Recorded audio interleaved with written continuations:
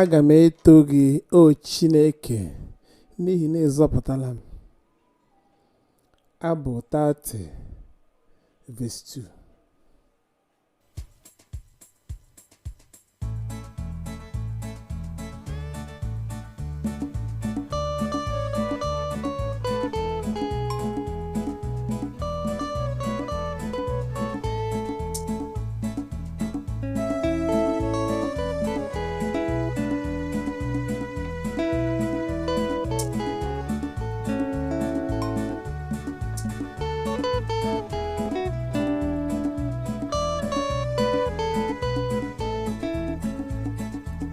Aga m eto gị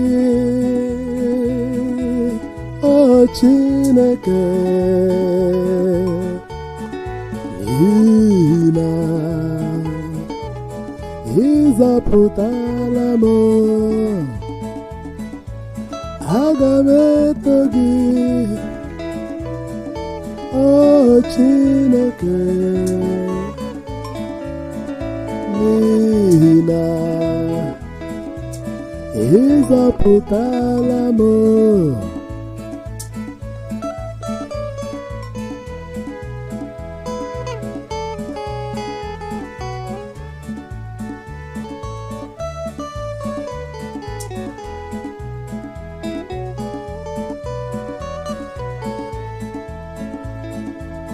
Aga m eto gị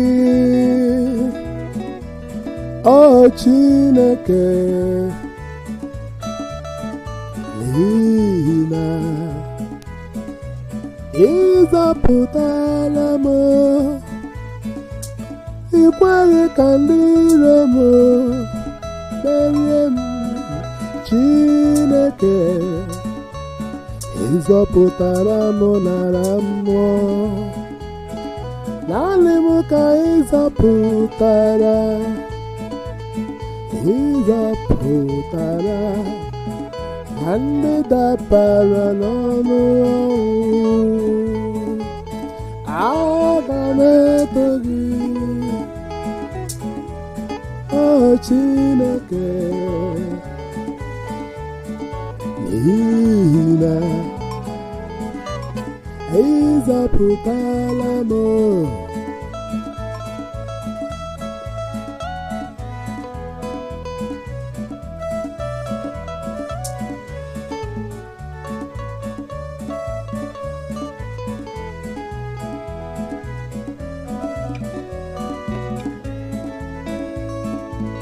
Unu ndị kwudosiri ike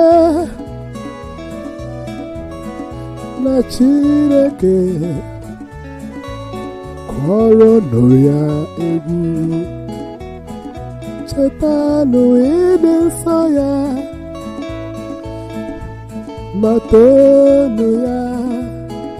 Iwe ya na-ete aka ma mara ya na-adịgide. N'oge abalị ịkwa akwa na-adị ma ka chi bọrọ aṅụrị na-adị. Aga m eto gị o Chineke n'ihi na ị zọpụtala m.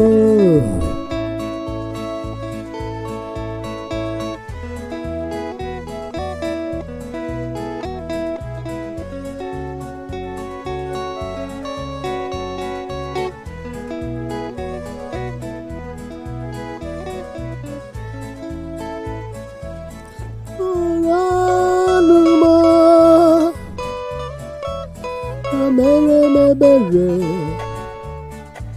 Chineke m. Chineke bụrụ onye enyemaka m. Imeela ka iruju ọṅụ. Iyipụla m uwe njirimara, ịkwasa m uwe aṅụrị. Ugbu a mmụọ m agaghị agba nkịtị, ọ ga-akụrụ gị egwu Chineke. Na Chukwu m, aga m eto gị ebebe, aga m eto gị ebebe, ebebe, ebebe, aga m eto gị, O Chineke, O Chineke, n'ihi na ị zọpụtala m. Aga m eto gị, O Chineke, n'ihi na ị zọpụtala m. Aga m eto gị, O Chineke.